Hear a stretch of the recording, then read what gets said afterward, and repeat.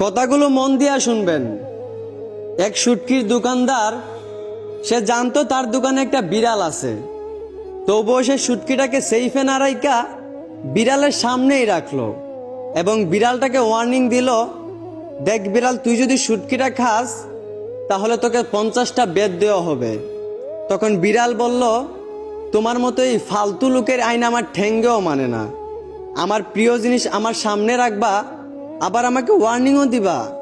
তুই তো আসলে একটা বলদ। যদি শুটকিটাকে ডাইকা রাইকা সেইফে রাখতি তাহলে তোর আইনটা মানা যাইতো।